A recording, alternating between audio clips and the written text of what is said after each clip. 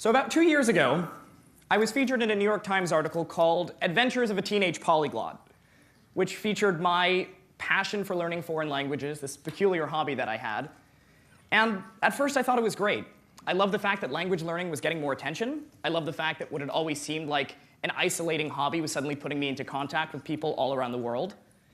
Yet as I spent more time in the media spotlight, the focus of my story began to shift.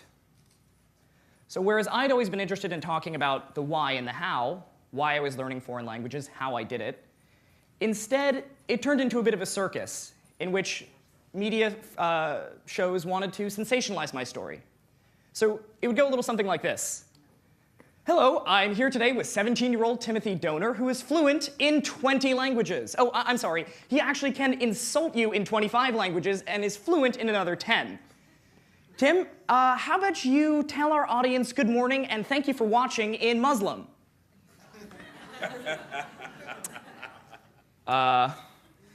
Arabic.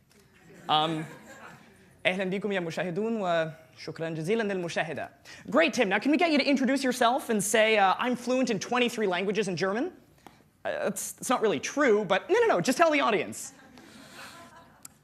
Hallo, ich bin Tim Doner, ich bin 17 Jahre alt und ich kann ungefähr 23 Sprachen fließend sprechen. Perfect. Now, how about a tongue twister in Chinese? Well, we could talk about Chinese. You know, a lot more Americans are learning Chinese these days, and I think there's a lot of value in that. No, just give us a tongue twister. 吃葡萄不吐葡萄皮儿，不吃葡萄倒吐葡萄皮儿。 This guy. Tim, how about another tongue twister in Chinese? I would prefer not to, but you know, we could talk about China. You know, there's a lot that you can gain by learning a language. Oh, Tim, I'm sorry, that's all the time we have.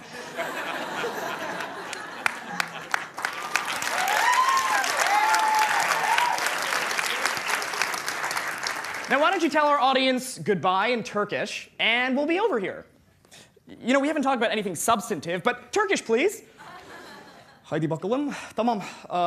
Güle güle ve çok teşekkür ederim. How about that kid, right? Wonder if he gets any girls. Now, stay with us, because up next, a skateboarding bulldog in a bathing suit.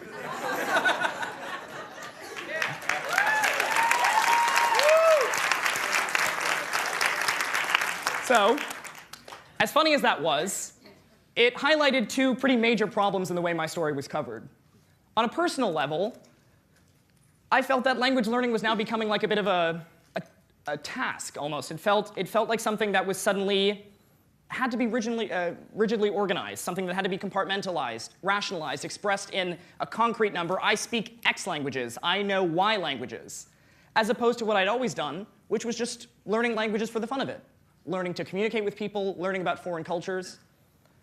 And on a bigger level, it cheapened what it meant to speak a language or to know a language.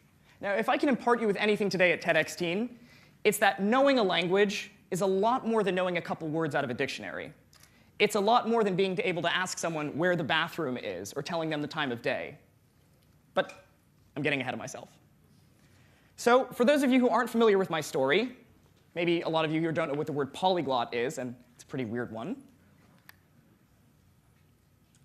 I started here. So this little tot is me, circa 2001, and this is the beginning of my language learning journey. I actually was a child actor before I learned any languages.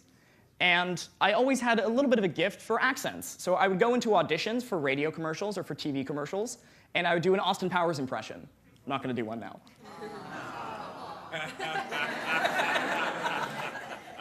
Or maybe I would do Apu from The Simpsons. In fact, there was actually one time in an audition in which I was asked to leave because they told me to speak like a little kid with a lisp, and I wanted to do Darth Vader in a French accent.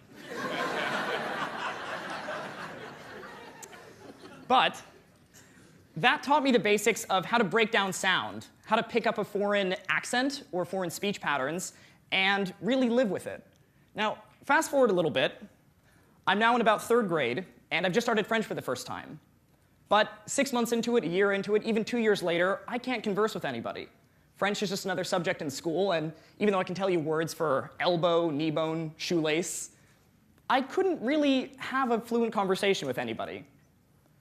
Fast forward a little bit more. In 7th grade, I started Latin. So Latin, of course, is a dead language. And in learning Latin, you really learn how to break down language, to see language as a system with rules and as a bit of a puzzle. So that was great, but I still didn't feel like language was for me. So forward a little bit more. I'm about 13, and out of an interest in learning more about the Israeli-Palestinian conflict, I started studying Hebrew.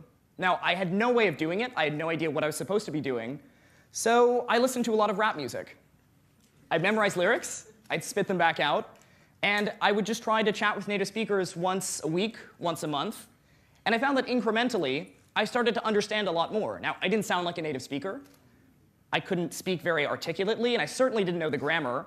But I had done what I had never managed to do in school, which was to pick up the basics of a language all on my own. Forward a little bit more. I started taking Arabic when I was 14 in a summer program going into 9th grade. This was summer of 2010. After a month, I found that I could read and write without a problem. I'd learned the basics of the formal language and one of its major dialects. And it turned me on to the fact that I really could pursue languages as a hobby. So it finally came to March 24th, 2011. So I have pretty vicious insomnia, and as I was studying more languages, using grammar books or watching TV shows in, let's say, Arabic or Hebrew became one way of focusing my time. So on that night, while I was awake till some ungodly hour, I recorded myself speaking Arabic into my computer screen, subtitled it, and I uploaded it to YouTube under the title, Tim Speaks Arabic. Tim يتكلم اللغة العربية. Next day, I did the same thing. Tim מדבר עברית. Tim speaks Hebrew. And the comments, when they trickled in, were fantastic. I got things like, wow, I've never seen an American speak Arabic before.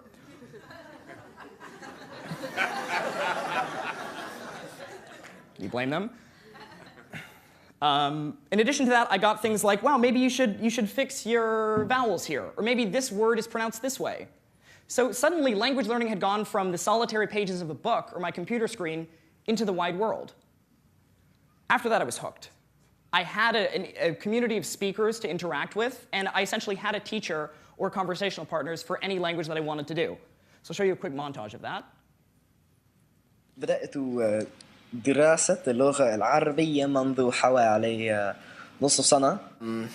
Ini mulai 1, 2, 3, 4. Kira-kira 4 hari lalu. אני מרגיש שזה יותר קל לקרוא ולכתוב בערבית. Geget ni zani gendon o jibuemo win. Lakini juzi nilirudi nyumbani, nilikuwa nikijifunza Kifarsi. زمان تلفظ څنګه ډېره مننه ورځ د په خیر د خدای په امان.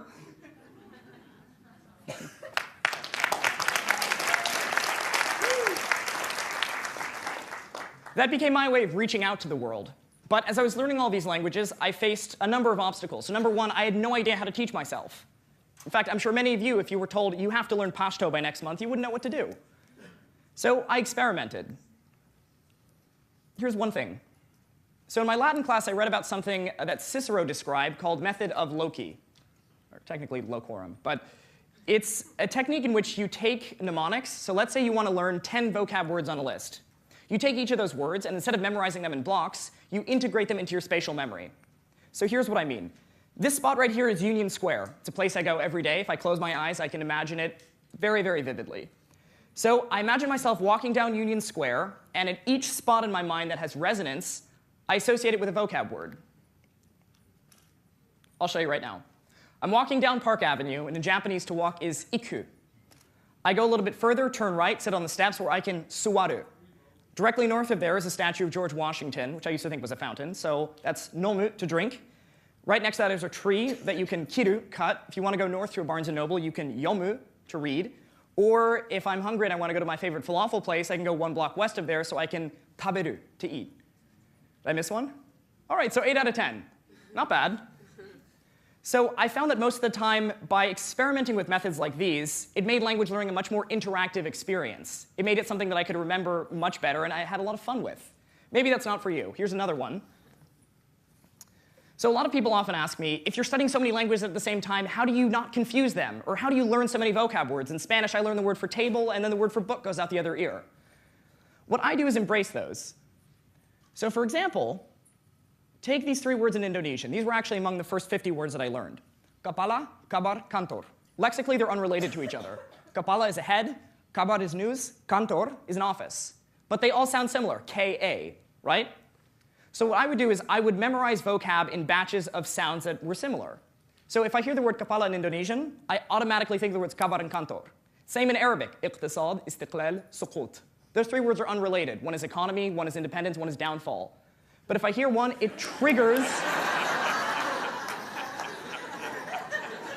it triggers the rest. Same thing in Hebrew, chozel, zochel, zolech, even though those are return, remember, and to shine.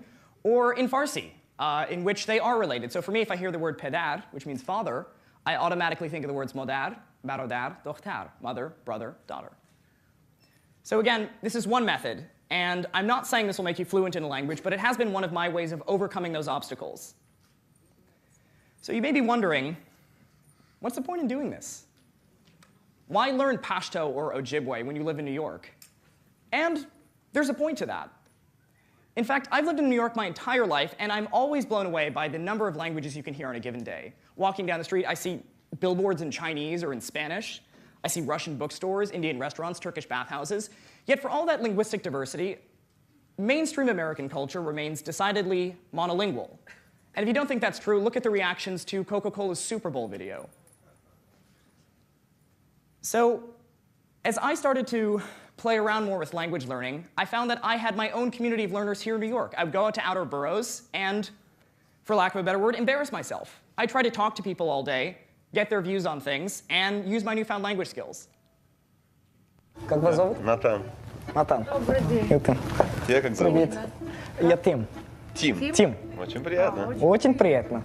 И откуда вы? अब जो अच्छा इस किताब के बारे में यहाँ पे लिखा है ये किताब कुदरतुल्लाह शाह की खुद नविश्त है एक और नविस क्या है? Writer? खुद नविश्त Oh, was written. नहीं हाँ अपने about his own life. Oh, okay. Oh, खुद नविस. हाँ खुद नविश्त. खुद नविश्त. Yes. So maybe you have to use a lot of English. Maybe you're not really that articulate or interesting when you talk, but the point is you're getting out there and you're getting exposure. So I don't speak Urdu that well. It's a kind of awkward conversation. But just from that, I have learned a new word, khod newesht. I'm not going to forget it now. So moving on, you may wonder, again, what's the point of doing this?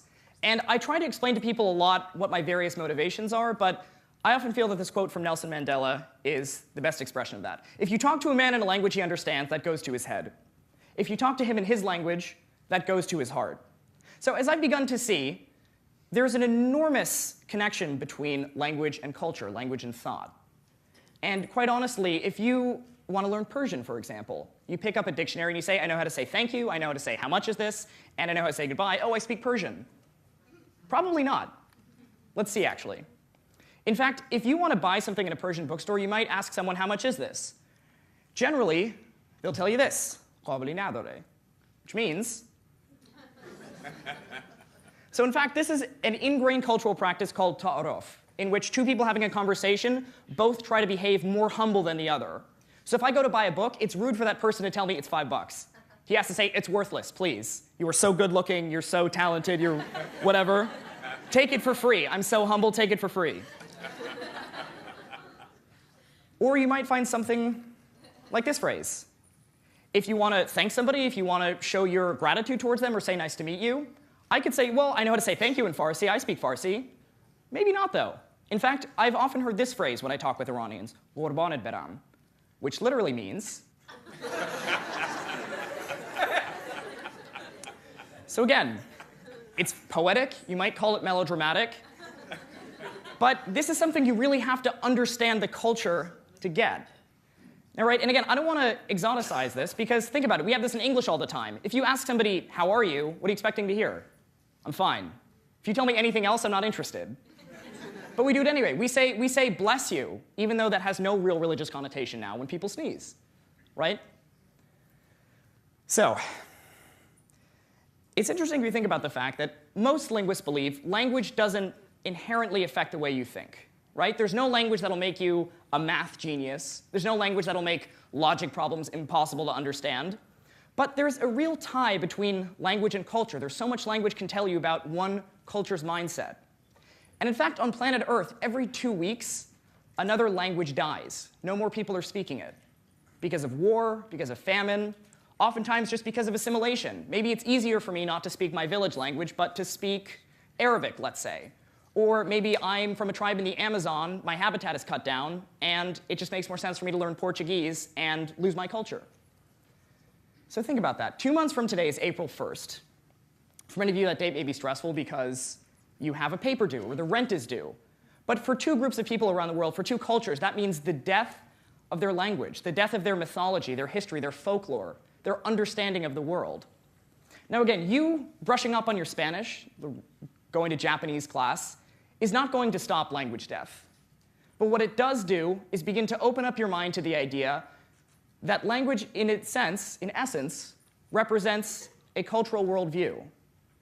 And if I can impart you with anything today at TEDx Teen, it's this. You can translate words easily, but you can't quite translate meaning. Thank you.